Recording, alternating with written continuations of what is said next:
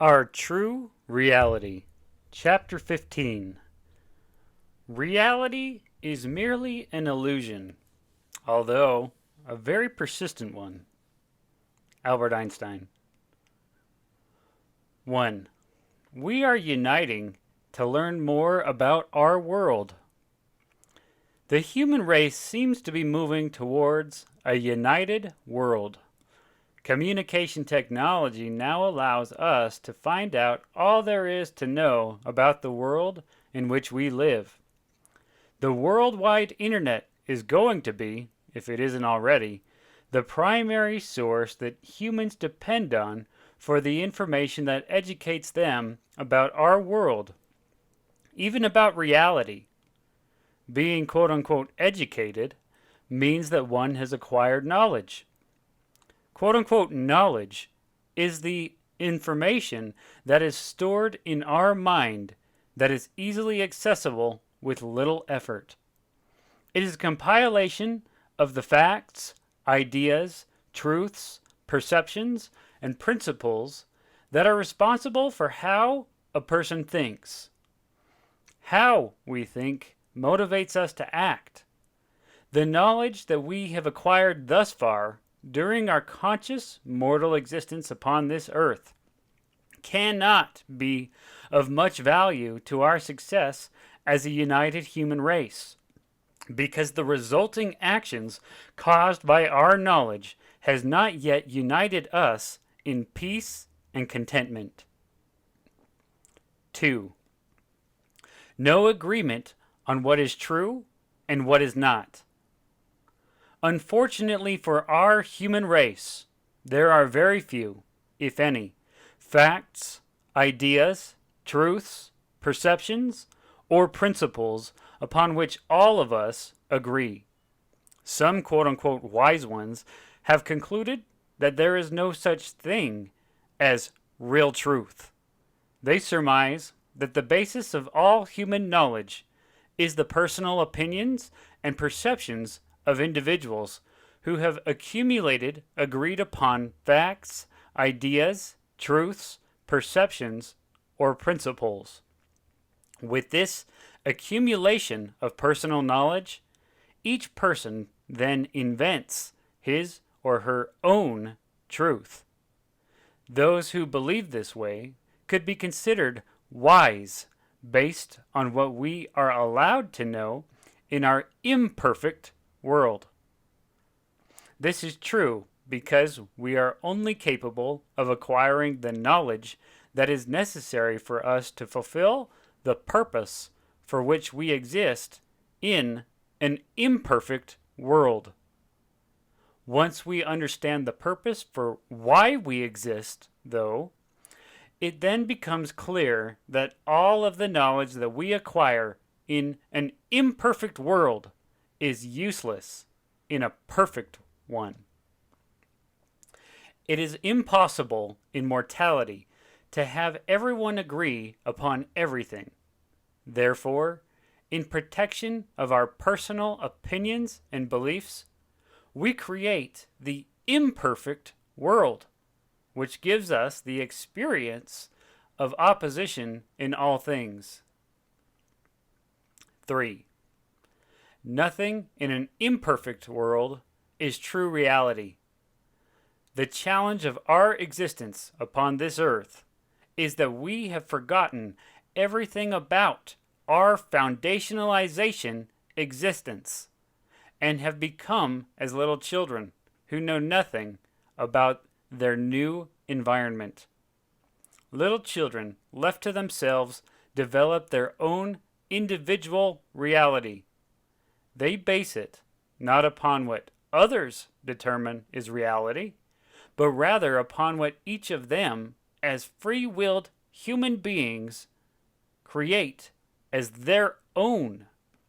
Our realities change as our individuality is affected by an imperfect world.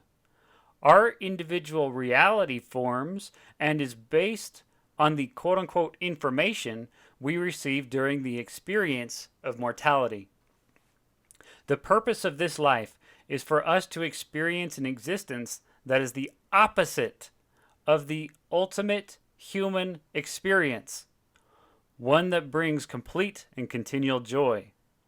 Because of this, it should make sense that nothing that we learn upon this earth, not one fact, one idea, or a bit of mortal truth, perception, or principle, can possibly be true reality. The definition of true reality is the real truth created by the knowledge acquired by those humans in the most advanced human world, which we consider the perfect human world. 4.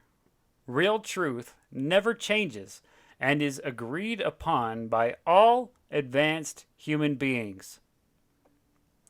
Real truth, with a capital T, is anything upon which every non-veiled, non-mortal, free-thinking, and free-willed human being in the universe agrees. It is something that none of us, in our perfected state, in complete honesty, could deny. Real truth never changes. Nothing can be added to it or taken away from it. It is the same throughout the entire universe, and anywhere advanced, perfected human beings are found.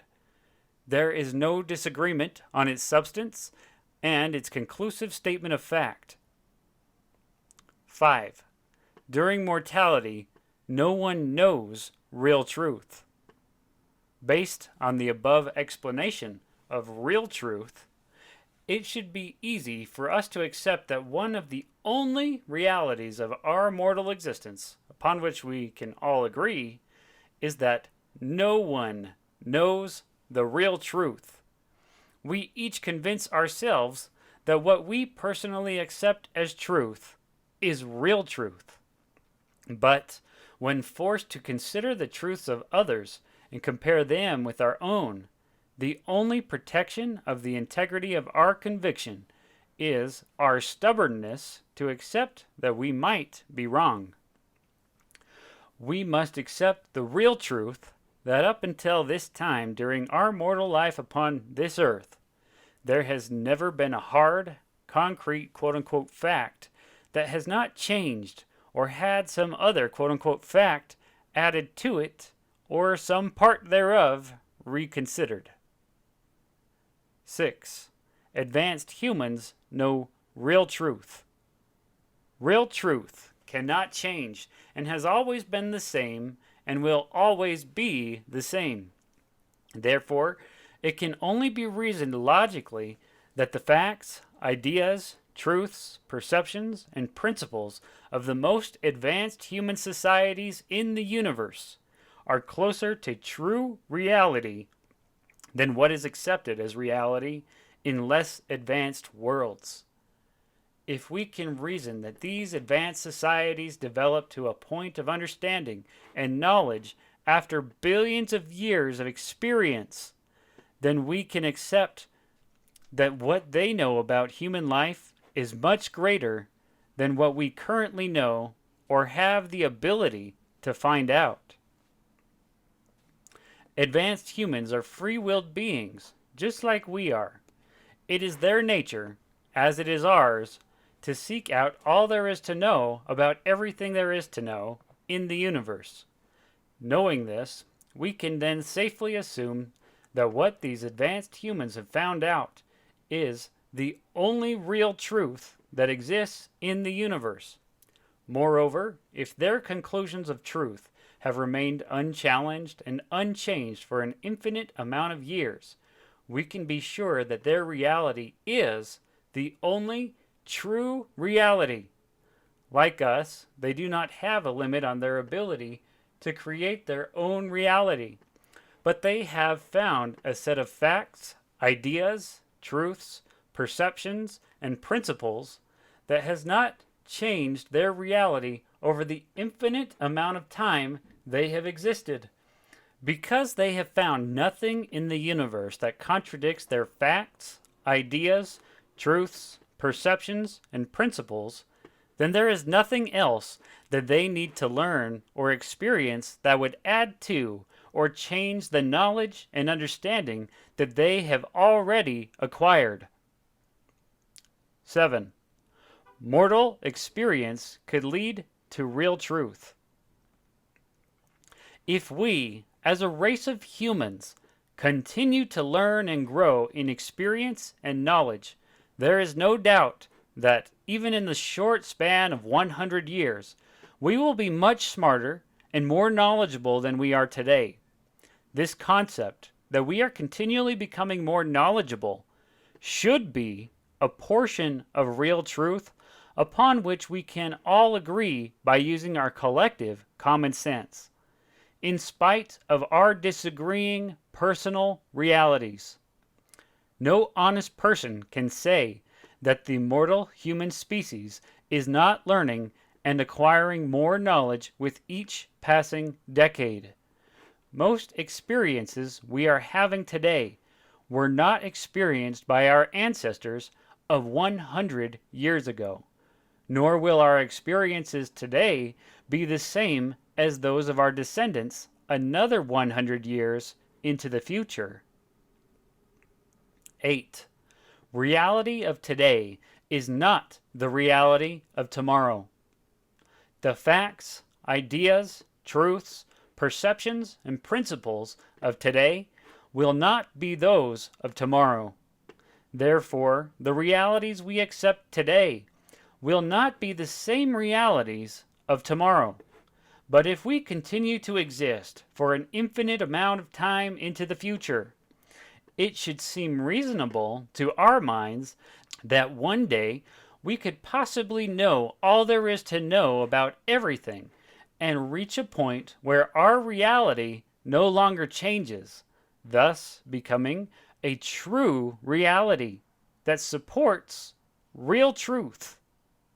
Unfortunately, more examples of a real truth that never changes as it relates to our current world cannot be provided, because we live in an imperfect world where our understanding is constantly changing. 9. Real truth has always existed and will always exist as it is today and as it has always been. The real truth, as presented in this book, is that there have always been human societies throughout the universe that do not change, advance, or progress except in the expansion of their own personal experience. Those who reside in these societies know all there is to know about everything there is to know in the universe. There have always existed perfect humans who are this way, and there will always exist human beings who are this way. It is very hard for mortals, imperfect humans, to comprehend the concept of eternal, always has been, and always will be, life with their limited minds.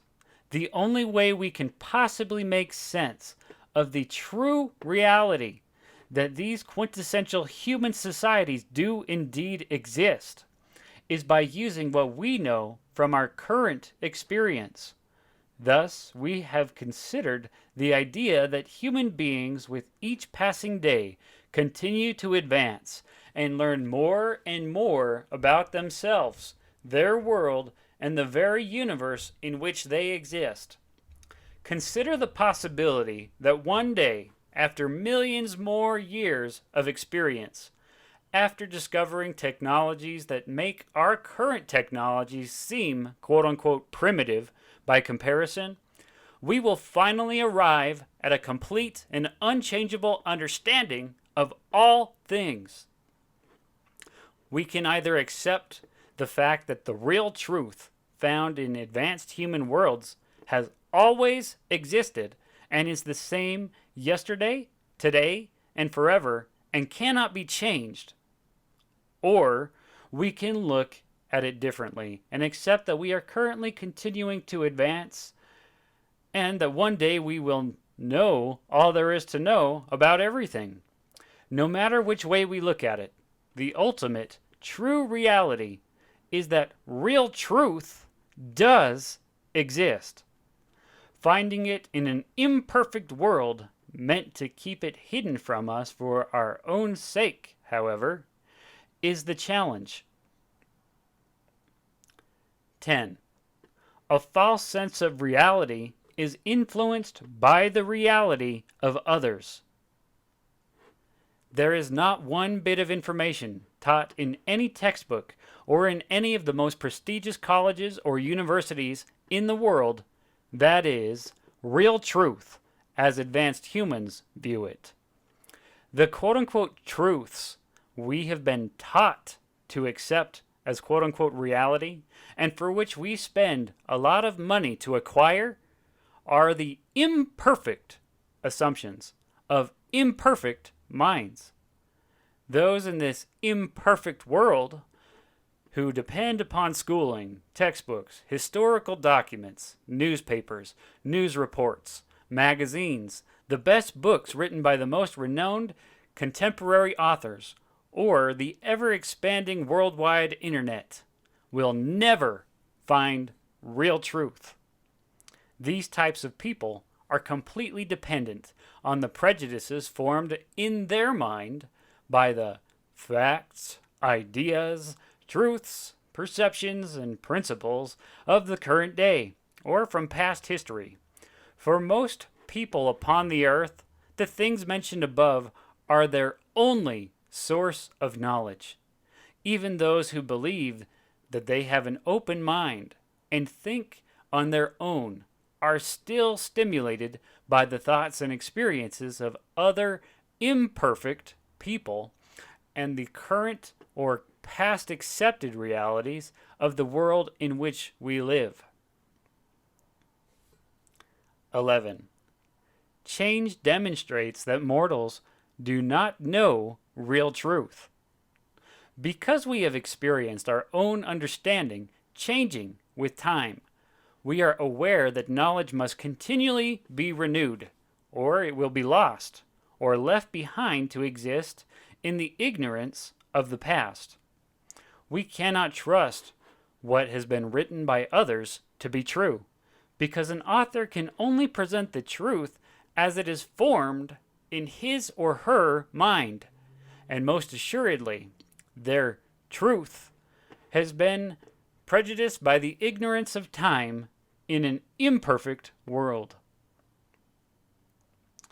In the attempt to find truth, mortals spend many hours of their lives researching and listening to the opinions of others. There are countless venues on the internet, for example, where those who are trying to bring value to their own reality write, quote, "It's a historical fact that," unquote. There is no such thing as a quote-unquote historical fact. There are only points of view given by authors who, more times than not, weren't even present during the event upon which they claim to be an authority. It is a quote-unquote historical fact that the planet Earth was flat. One can find many assertions upon historical records that this quote-unquote fact was true. To the people who lived at the time this quote-unquote historical fact was presented by the scholars and quote-unquote wise ones, it was their only reality. Nevertheless, there has always existed a few who have disagreed with current reality and formed a completely different reality than what was universally accepted. These quote-unquote few, though rejected outrightly during their own lifetimes, are later proven correct in the future. 12. There are two sources of mortal knowledge. Mortals gain their knowledge from two main sources. As mentioned above, most get their knowledge from the opinions of others, presented in the form of books, media, and internet exposure. But there are a few who get it from a second source, their own consciences. It was from within his own conscience that a medieval astronomer named Copernicus came up with the motivation to experiment on his own perception and formulate an idea that was diametrically opposed to the reality of his time. He just knew that the earth could not be flat. The idea of a flat earth did not sit well with him.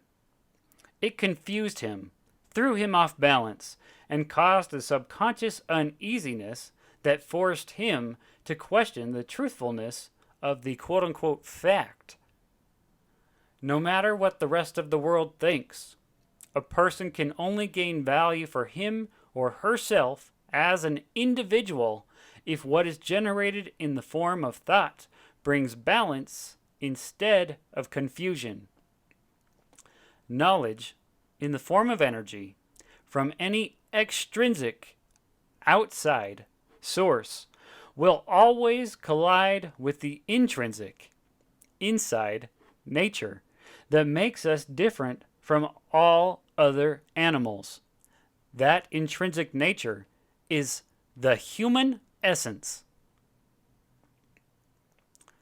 13. We are deceived by a false sense of balance. Nevertheless, because our imperfect brains record experiences in mortality that contradict true reality, we can easily be deceived into believing we have found the comfort level that real truth would give us, when we have not. We can generate energy from thoughts that do not agree with our essence, but do agree with our imperfect brain. Many find a personal balance in these falsehoods, because it takes much less energy to conform to the energy patterns given off by the imperfect brain than it does to attempt to access the essence and conform to its energy levels. This is where we need to compare the things that seem to give us personal balance and comfort with the parameters of real truth. Again, real truth, with a capital T, is anything upon which every non-veiled / non-mortal, free-thinking, and free-willed human being in the universe agrees. It is something that none of us in our perfected state, in complete honesty, could deny. Real truth never changes. Nothing can be added to it or taken away from it. It is the same throughout the entire universe, and anywhere advanced, perfected human beings are found, there is no disagreement on its substance and its conclusive statement of fact. See Chapter 15, Section 4. If another advanced and perfected person exists in the universe who does not agree with our imperfect belief or opinion of quote-unquote truth, then our personal truth cannot be real truth, no matter what it is or how strongly we believe it. If what we accept as truth does not agree with the truth known by advanced humans with perfect brains, then our truth is wrong and a product of our imperfect brain. 14.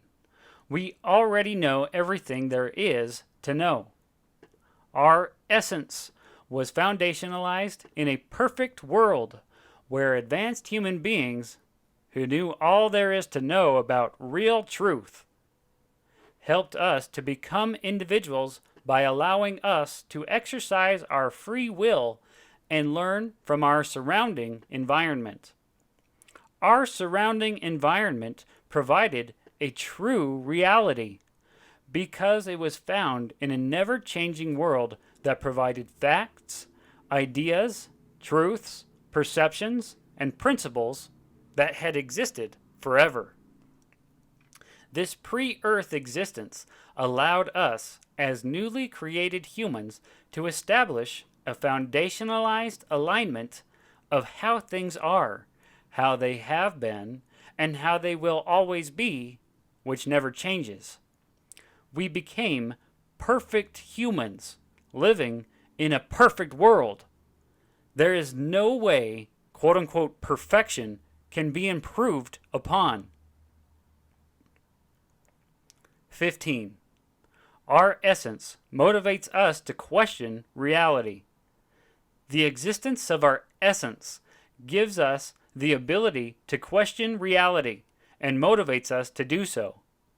It is the quote-unquote missing link that philosophers and quote-unquote thinkers of times past and present could not explain as the quote-unquote medium of conscious thought. It is what gives us the capacity to reason. A generally respected philosopher, David Hume, circa 1735, made the following assertions of truth and reality. Quote, "When we look about us towards external objects and consider the operation of causes, we are never able, in a single instance, to discover any power or necessary connection, any quality which binds the effect to the cause and renders the one an infallible consequence of the other. There is required a medium which may enable the mind to draw such an inference, if indeed it be drawn by reasoning and argument. What that medium is, I must confess, passes my comprehension, and it is incumbent on those to produce it, who assert that it really exists, and is the origin of all our conclusions concerning matter of fact. This question I propose as much for the sake of information as with an intention of raising difficulties. I cannot imagine any such reasoning, but I keep my mind still open to instruction if any one will vouchsafe to bestow it upon me. All arguments concerning existence are founded on the relation of cause and effect, that our knowledge of that relation is derived entirely from experience, and that all our experimental conclusions proceed upon the supposition that the future will be conformable to the past. Without the influence of custom, we should be entirely ignorant of every matter of fact beyond what is immediately present to the memory and senses. David Hume, An Inquiry Concerning Human Understanding. First, we may observe that the supposition that the future resembles the past is not founded on arguments of any kind, but is derived entirely from habit. David Hume, The Treatise of Human Nature. And as this is the obvious appearance of things, it must be admitted, till some hypothesis be discovered, which by penetrating deeper into human nature, may prove the former affections to be nothing but modifications of the latter. All attempts of this kind have hitherto proved fruitless, and seem to have proceeded entirely from that love of simplicity which has been the source of much false reasoning in philosophy. The simplest and most obvious cause that there can be assigned for any phenomenon is probably the true one. David Hume, An Inquiry Concerning the Principles of Morals. 16. Studying other opinions can misdirect us away from real truth. The existence of an essence, exactly what it is, the way it works, and why and how it exists, is the quote-unquote missing link that the great thinkers and philosophers throughout the history of our earth have never found. A few in their humility admit that they do not understand many aspects of human consciousness and reality, but in their attempt to bring value to their own reality, i.e., in their pride, most of them confuse those who study their words. thus the case of David Hume given above. Instead of adhering to the gentle persuasion of humility and directing others to the actual source from which they formulated their own thoughts and conceived their own reality, a person's own conscience, these thinkers made themselves the source. When one becomes a source of learning and truth for others, those who study their words are limited to the misconceptions, prejudices, and untrue realities that these thinkers present as truth. They misdirect the energy produced by the minds of their students away from their students' own essences and towards the thinker's understanding and conclusions. This stops the students from being able to find the real truth that has already been established within their own essence. 17. Communication comes from our thoughts. If all the greatest thinkers got together without their egos and compared notes on the conclusions they have made through their considerations, they would probably come pretty close to real truth. Our creators knew of the possibility that by using our free will, even as imperfect mortals, we might someday get together and contribute our own little piece of the puzzle and solve the mystery of life before the intended time. Solving the mystery would have negated the purpose of living in a world where it wasn't meant for us to understand true reality, so that we could experience what it is like to live without it. The greatest obstacle in our inability to help us put the pieces of the puzzle together is the way we relay information to each other. It is in the way that we communicate. When we were placed in our imperfect current world and given brains that couldn't easily access the memories of our past life in a perfect world, our advanced mothers provided the opportunity for us to learn some basic communication skills. Over the next few sections of this chapter, we will explain their involvement. We will begin by discussing the interaction of our vocal cords with our nerves and brain. Our vocal cords are designed to produce sounds from energy transmissions received from our brain. The nerves leading to the vocal cords are directly connected to the part of our brain that is responsible for organizing energy patterns into experiences and memories. In other words, thoughts. It is in this same part of our imperfect brain that we are able to experience the events of today or the memories of the past. We remember the past and relive the experience as if we are watching a projection of the events inside of our head. The imperfect brain allows us to relive these experiences consciously without any interaction of our sensory organs. With an imperfect body, we are only able to see and hear things within the confines of this internal quote-unquote movie theater, much like the experience we have during a movie theater presentation of the early 21st century. When we relive experiences, we cannot sense the sensations of smell, taste, or touch. For example, we can think of a rose and how the wind might sound passing over its petals, but we cannot think of its smell, how it feels, or how it tastes.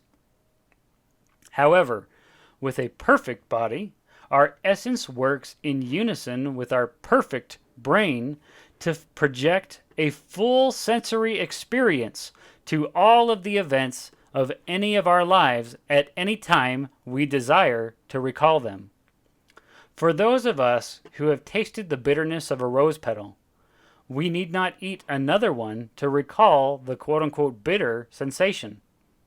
Once will be enough. A perfect body allows us to relive the experience in real time, as if it is presently happening exactly how it happened in the past, so that we never forget or become complacent and accidentally eat a rose petal whose bitterness we have long forgotten. As explained before, because the brain of an imperfect infant is not full of energy patterns, experience yet. The source of energy that creates many infantile sounds and gestures comes from the subtle influence of the essence. For this reason, infants often smile even though they have never been taught how to. We were taught how to laugh and smile by perfect parents, and the memories of those experiences are stored as energy patterns in our essence. 18. Multiple languages keep us from understanding one another. We have quoted from David Hume above because he wrote in the English language, the same language in which this book is written. Many other philosophers wrote in their native tongue, and then their words were translated into different languages. During the process of translation, the true meaning of what the author was trying to say is often distorted and lost. Nothing that has been translated out of the original language in which it was written can be accepted as the truth, as intended by the original author. Language, as a part of our imperfect world, keeps the real purpose for why we are here intact. Language is a barrier that has been established by those who oversee our world to ensure that we don't come up with true reality, when it is the opposition of true reality that we are here to experience. In other words, the many different languages that exist in our world were intended to keep us from coming together and finding real truth. If we all spoke the same language, we could possibly combine our individual abilities to tap into our essence, which each contain all real truth, and come up with what we were taught when we were foundationalized in the perfect world. When one of us comes up with a piece of the puzzle to true reality, and another comes up with a different piece, our inability to speak the same language can keep us from being able to put the two pieces together. In this way, we cannot come to a knowledge of what we are not supposed to know while we are here. 19. Different languages and dialects were encouraged. In the beginning of our experience in this imperfect world, instead of setting up a universal language based on fundamental sounds, words, and phrases, we were allowed to come up with our own unique way of vocalizing what we wanted to communicate. This communication was not limited to words only, but also included visually transmitted sign patterns using different parts of our body to convey the meaning of our thoughts. Because our mothers were advanced, perfected humans of the Solarian type, they knew exactly what we meant before we acted out each sound or gesture that represented what we were thinking.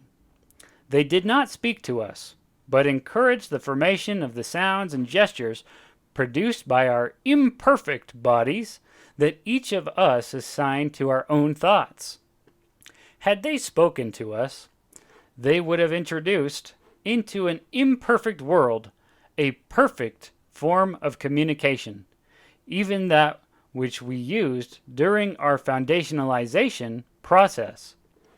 Again, this would have invalidated the purpose for which we live in an imperfect world. Had we heard them speak in the perfect human dialect, we would have simply mimicked the sound patterns made by their voices, much as children do today. But remember, the purpose of this life is to not be able to communicate our thoughts perfectly to each other. 20. The first communication was not complex. There were hundreds of thousands of people who were first created by our advanced mothers in this imperfect world. These now mortal children could not logistically associate with every single other child during the time these mothers spent with us before they went back to their own planet. Those children who associated in close proximity became familiar with the sounds and gestures of each other and subsequently developed a different form of communication, language, than those with whom they did not associate closely. However, these first languages were simple and not as complex as our languages are today. Therefore, it was easy for us to learn the basic communication skills of the other people we did not associate with on a day-to-day basis.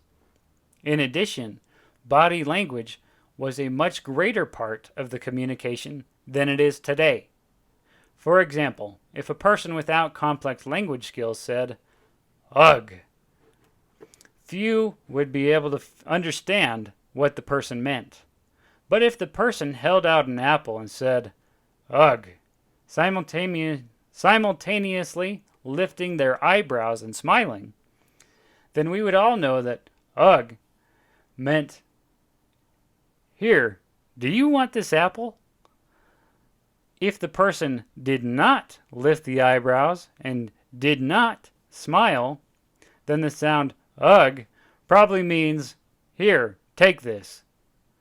The same word is used, but by changing the body language slightly, the word is given a completely different meaning.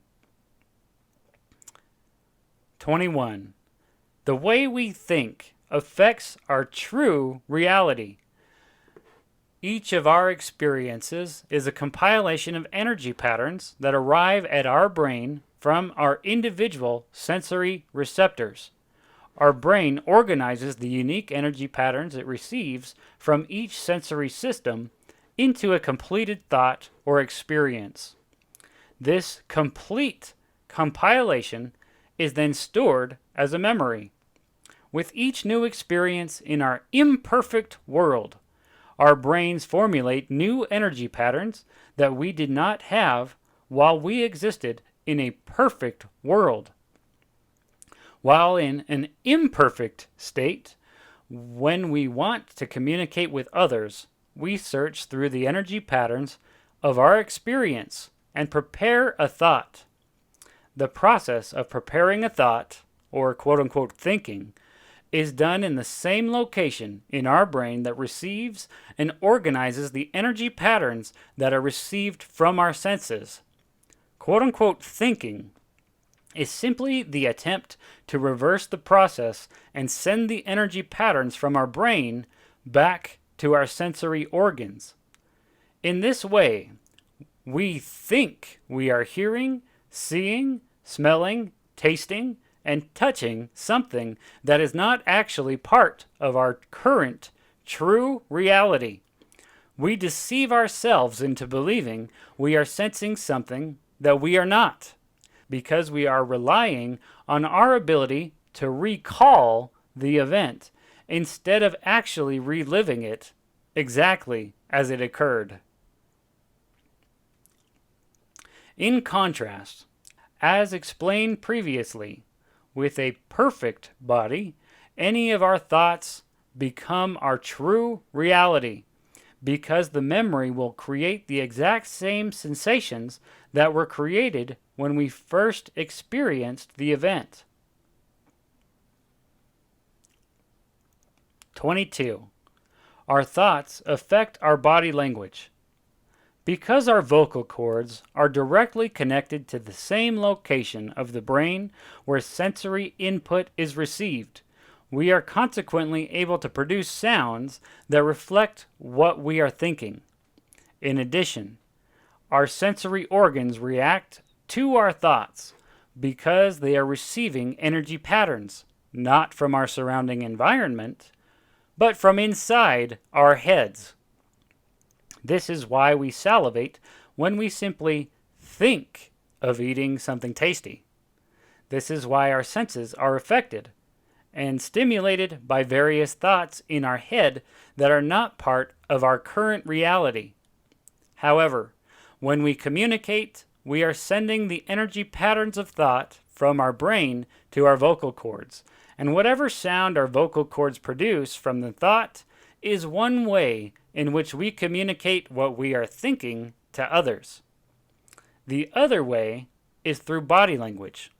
In this way, our eyes, ears, mouth, nose, and hands are being stimulated by the energy patterns they are receiving from our thoughts. This is why it is possible to quote-unquote read a person's body language and tell what he or she is thinking before anything is vocalized. 23. Body language reflects our true thoughts. We cannot understand other languages, though all of us quote-unquote think of the same events in the same way. Each language associates different sounds made by the vocal cords to each event. However, if we could sit inside the quote-unquote movie theater or the location in one another's brains where thoughts are formulated, we would have no communication barrier and would then know exactly what each other is thinking. But our advanced mothers did not want it this way, so they allowed each of us to develop our own unique way of expressing our thoughts, both vocally and through body language. Can one imagine the difference in our world had our advanced mothers taught us the correct way to communicate with each other? In advanced worlds, there is only one language spoken. This perfect language provides a perfect communication of what is intended by our thoughts. Advanced humans never misunderstand what others say, what the body language means, or what is shown in the countenance of another. One part of our body language that is the same in a perfect or imperfect world is the human smile. Given in sincerity, it means the same throughout the whole universe, worlds without end. 24. Writing is the poorest form of communication. The other form of communication we have developed in our imperfect world that did not exist, nor has it ever, in a perfect world is writing. The ability to transfer one's thoughts onto a piece of paper negates the human experience of communication entirely. It is the way in which most of us are deceived into accepting another's reality that is not our own, and whose reality gained in an imperfect world is not true reality. It is easy, for example, to deceive a lover by the eloquent words of poetry and beautiful prose when the poet could actually have desires for a completely different person. But when an unfaithful lover is confronted face to face, the true thoughts generated by his or her body language or speech are not so easily hidden. 25. The written word never conveys true reality. It is easy to fall under the hypnosis of the written word. We can read something and invent in our mind whatever we want the true meaning of the words to be. We project a meaning into what we read according to what we have accepted as our personal reality, real or not. We cannot possibly know the true intent of the words written by another human who has a completely different view of reality than our own. For this reason, those sincere and quote-unquote wise humans who knew true reality never left any of their own writings. They knew what could happen to the written word. Not only could it be misinterpreted, but also through translation and unauthorized editing, it could be changed to reflect something that the original author never intended. It's very easy to change words that are written. It is not so easy to change a free-willed being's thoughts. Nothing that has ever been written can honestly and truly convey the exact thoughts of the person who wrote it. If the person who writes is available to provide commentary and explanation with his or her own vocal cords and body language, only then will the reader be able to receive a true reflection of what the author is trying to convey. Even then, the way our imperfect brains function, what is heard might not be perceived and received like the conveyor of the thought intended. Well has it been said, quote, a person hears what they want to hear, unquote. 26. Writers use their skill to create value for themselves. Generally, people write literature to generate value for their own opinion. The more accolades they receive from those who read their works, the more value they gain for themselves. For this reason, writers are some of the most egocentric and insecure humans that exist. An author's purpose is not to serve others. One either serves oneself by projecting into one's writings what one is thinking as a catharsis of inner turmoil, or one seeks to be served by others in the platitudes of praise expected from those who read their writings. 27. Advanced humans only approve of the written word to counter what has already been written. The only reason why advanced Solarian humans ever allow the written expression of their thoughts is to help those who depend on or trust in the written words of others as a source of truth. They utilize the written form of communication. When there is no other way to get people on this earth to consider what has been written by other authors is not true reality. The best way, of course, would be to have them visit Earth and teach us face to face, so that we could read their body language and ask them questions. Until the purpose for their non-intervention is complete, though, they will not deal with us face to face. They will leave us to our own devices. If prudent, in their wisdom, they will attempt to help us without interfering with our free agency to choose our own course of action based on our own accepted knowledge. This book, Human Reality, Who We Are and Why We Exist, is our Creator's attempt to communicate real truth to us by utilizing a form of communication that we can understand and accept, if we so choose. Although it appears counterintuitive, there was no other way, other than through writing, for our creators to give our imperfect minds a chance to understand true human reality. 28.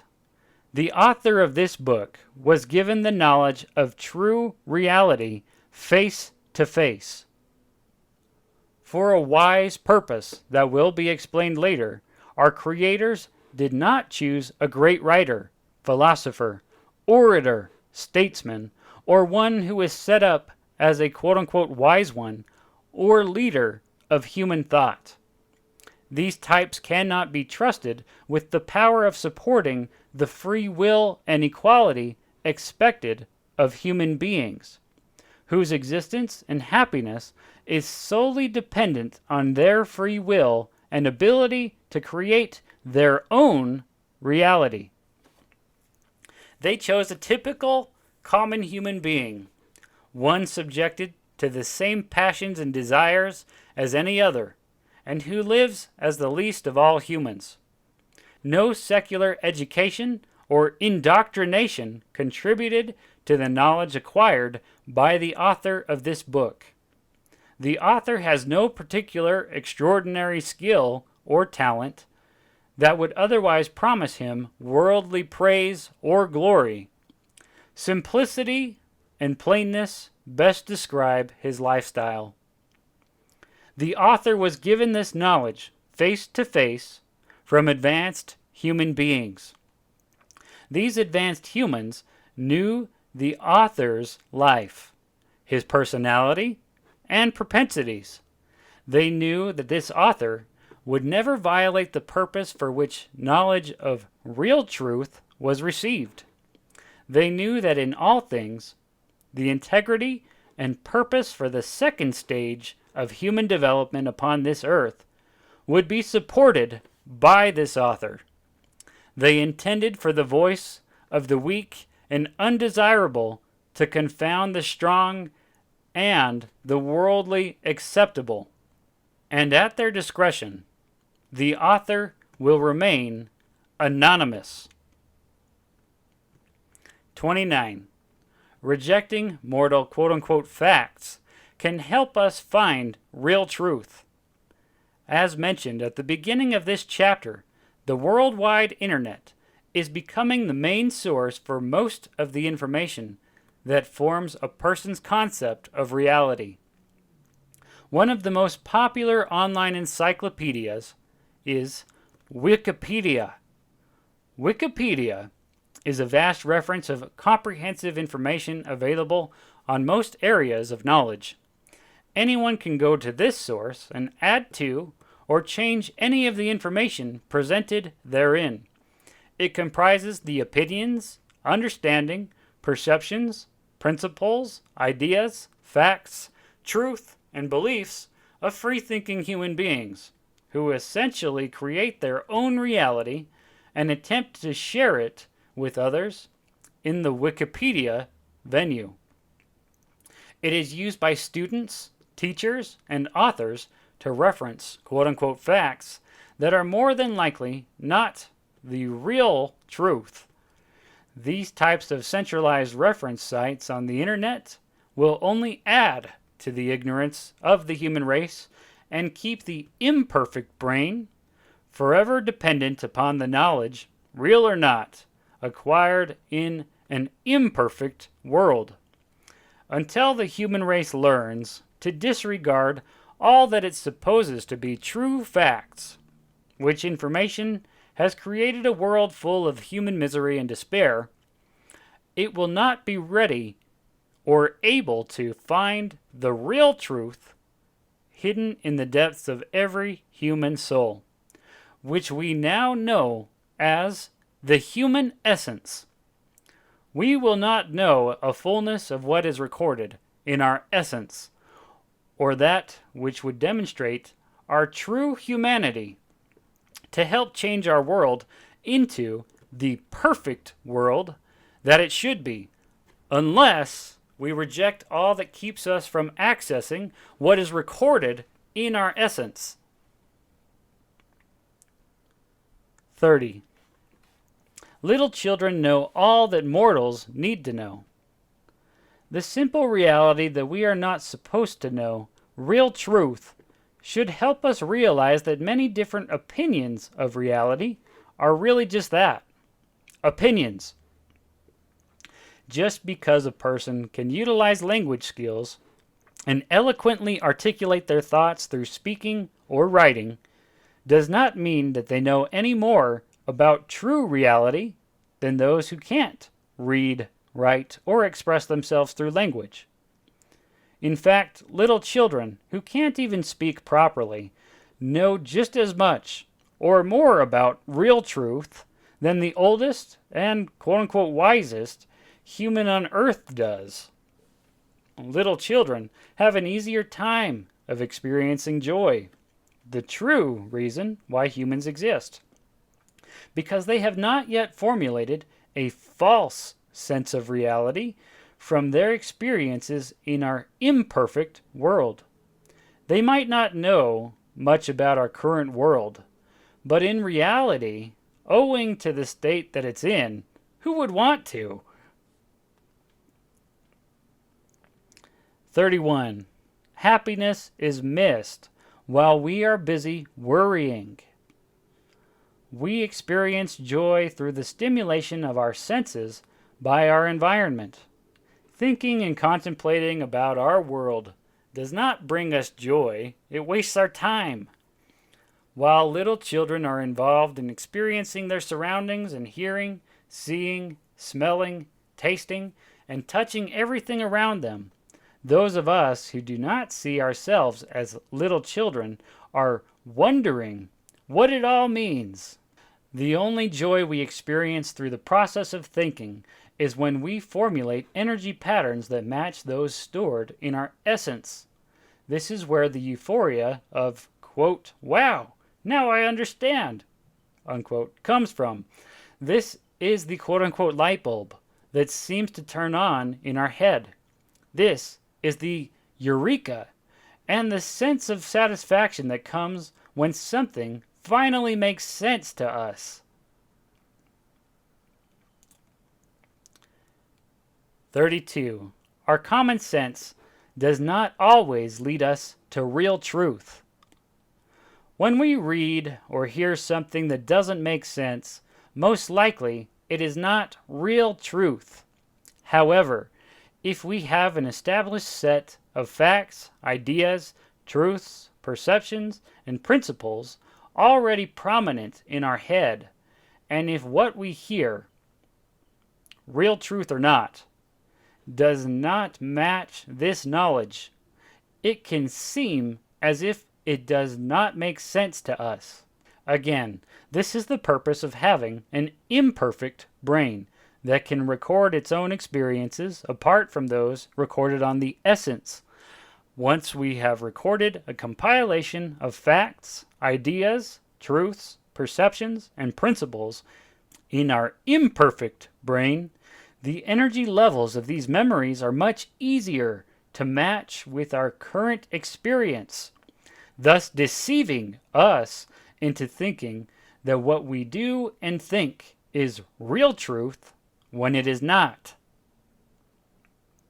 It's harder to match these energy experiences, what we think and do, with our subconscious essence because of the impact of our imperfect brain has on the process of how we formulate a thought. If our brain didn't record any energy levels of experience, as is the case in a perfect human body, everything we think and do would automatically relate to those energy levels stored in our essence, and we would immediately feel if what we were thinking and doing was true reality or not. In fact, we would not experience anything that was not real truth. Once more, if we were meant to immediately recognize what makes us happy and what does not, we would never choose a course of action that would lead to unhappiness. And this world is all about us experiencing unhappiness. Currently. 33. Consistent and lasting joy is the litmus test of all concepts based on real truth. Based on what we have just learned, we now know that nothing we think or do in this world is true reality, unless it brings us a consistent and lasting feeling of joy without impeding on the free will of others and causing them not to be able to experience the same consistent and lasting joy. Our bodies are set up to allow us to know if something is real truth or not. Ask yourself, does the thought or act create consistent and lasting joy or not? When we judge the actions of another, for example, Does it make us feel good or not? Does holding any prejudice, bigotry, or condemning attitude toward another bring us joy? When a thought comes into our head that another person is doing something quote-unquote wrong, do the energy patterns created by the thought bring us joy or consternation and frustration? One of the greatest contributors to our unhappiness is the way we view and judge each other. 34. Stress is a physical reaction to imperfection. Stress is a mental or emotional strain on our physical body. It is caused by the energy patterns that we are creating through our actions and thoughts, not being able to find a matching energy pattern either on our imperfect brain or upon our essence. Once we do something or think something enough times, we develop an energy pattern in our imperfect brain. Consequently, something that caused us stress in the past can now find a familiar energy pattern, which relieves us of much of the subconscious mental strain that takes place in finding a match.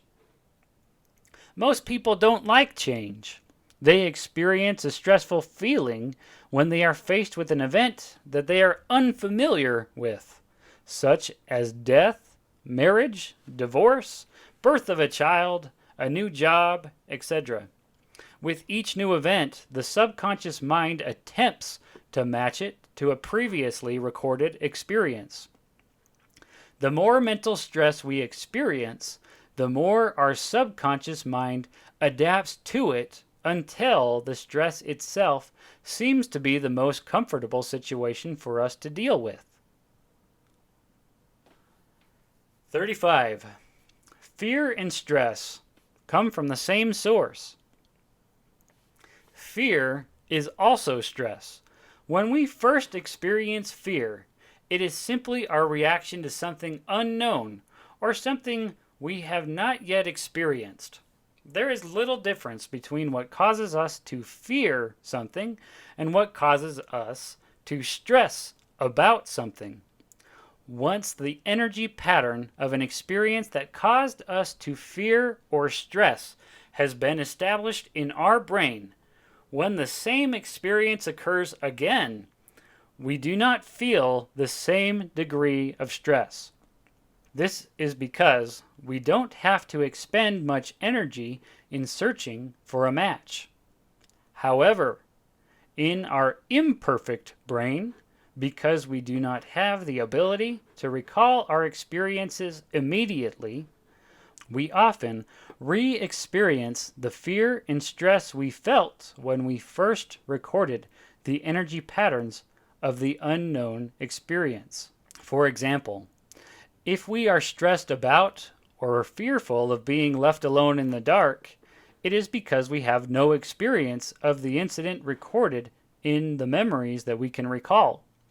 The next time we are left in the dark, because of the stress associated with our inability to see our surroundings, the memory that nothing negative came from the same experience of the past is blocked by our current experience of stress. The more time we spend in the dark, the more enhanced our mental capacity to deal with the experience becomes. It is highly unlikely, however, for any imperfect human to not experience stress or fear unless that person learns to bypass the energy levels produced by the imperfect brain and relies solely on what is felt from the essence. And the reason why most people will never be able to accomplish this is because they are not even aware that there is an essence apart from their brain. 36. Our experiences determine the degree of stress we feel. The happiness and joy that we feel comes from our thought patterns finding a reflective energy pattern on our imperfect brain, or in our essence. If, for example, a young girl was cooed and coddled, loved, and treated tenderly by her father, the experience foundationalized exactly what she later expects and needs from any man in her life. If she is not able to find a man that treats her like her father did, she will never be happy. On the other hand, many young children experience tremendous stress in their early lives, most often from the actions of their parents, because these experiences were foundationalized in them, and they cannot find consistent and lasting happiness when someone is cooing and coddling them, or loving and treating them tenderly. They think and act in some way to find a balance that is consistent with the experiences of the more prominent energy levels established in their imperfect brain. Therefore, they cause stress on themselves and others in order to reach this balance. 37. Why do we act so inhumanely towards each other? This brings us to the true reality of why human beings seem to mistreat each other and do not act humanely as they know they should, or better, as is established subconsciously in their essence. Why is there so much misery and suffering caused by human beings mistreating each other? Why do we allow the existence of abject poverty and inequality? Why are there wars and crimes that repulse the very sense of humanity that we think separates us from other animals? Why does it appear that other species of animals treat those of their same species with greater equality and respect than the human species does, when we are supposed to be able to reason and are the only life form that even understands what quote-unquote acting humanely actually means? With all of our intelligence, all of our advancements, and our unrestricted ability to imagine and be creative, why can't we change our imperfect world into a perfect one? 38. Experiencing inhumanity is the purpose of this life. The greatest minds that have ever set themselves to figure out life and humanity have never been able to answer these questions about human nature. They have studied and quoted each other time and time again, transposing one another's thoughts and theories and developing their own, trying to come up with a reasonable explanation to humankind's inhumanity. The only part of real truth that any of them has been able to come up with is the understanding that the ultimate truth of any phenomenon should make as few assumptions and speculations as possible. Some of these so-called quote-unquote great minds created a term for this conclusion called quote-unquote Occam's razor. This proposal states that, quote, all other things being equal, the simplest solution is the best, unquote. In other words, when none of these so-called quote-unquote wise ones can isolate the cause and effect of negative human nature, the theory that offers the fewest conjectures and the fewest number of reasons must be the right one. The easiest answer to the questions given above concerning why we can't treat each other humanely, which is also the simplest answer, is this: we're not supposed to.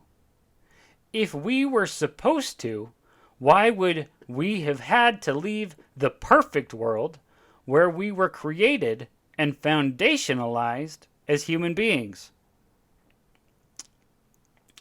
39. Our judgments of each other are never real truth. Accepting that nothing in our world is true reality and that nothing we do in an imperfect body can be a mistake, because if we experience unhappiness in doing it, it is the proper experience for the purposes of this world. We are able to view our world in a completely different light. Our view of others should also change dramatically. How can we judge what others do as being a reflection of their true nature when the very makeup of their imperfect brains are responsible for the action?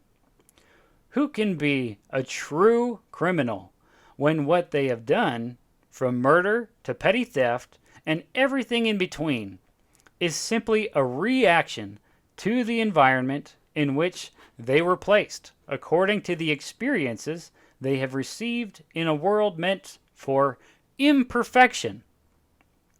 Shouldn't we then be able to forgive each other of our faults and mistakes as we each are unconditionally forgiven by those who placed us upon this earth? For example, if you had the same imperfect brain that came from the same imperfect DNA of the same imperfect parents, who then provided an imperfect foundation of experience that led one to become a murderer, would you act differently? How can any of us be sure that in these same circumstances we would not also use our free agency to kill another? If the events took place just the same as they occurred in the life of the one committing the murder, we can't be sure what we would do. Are we sure we wouldn't rape someone or steal from them? What if we were placed in a position of leadership and authority over others? How would we act? What would we do? How can any of us possibly know what we would do in any given situation unless we were all experiencing the same reality at the same time and in the same imperfect situation? Much truth rings true in a popular children's song. You think the only people who are the people who look and think like you. But if you walk the footsteps of a stranger, you'll learn things you never knew you never knew. Colors of the Wind. 40. Imperfect reality adds to our true purpose. If our essence was in the vicinity of Austria-Hungary, circa the 20th of April, 1889, and it just happened to enter the imperfect body of one called by his parents, quote-unquote, Adolf, and if we experienced everything that he did, how do we know that we would not have made the exact same decisions that he made throughout his life? It would behoove the reader to research and find any early photographs of Adolf Hitler as a small child. Look at the pictures. Could any of us ever imagine that this innocent child might one day be responsible for the genocide of millions of people? Hitler and those like him add to the true purpose for which we are here upon this planet. The true reality is that we don't know what we would have done in any particular circumstance except for those that we have actually experienced for ourselves, all of which we will be able to remember someday. What we can finally understand, though, is that no one else's experience is pertinent to our happiness. No one else's reality is our own. And the greatest realization of all is that we alone create our only true reality. Therefore, our goal should be to match our true reality with that of the advanced human beings who placed us upon this earth. Upon doing so, we will find real truth. Summary. The purpose of our existence upon this earth is to experience the opposite of the perfect state in which we were foundationalized and in which we will live forever. Because of this, it was never intended for any of us to go through life without acting contrary to our innate humanity.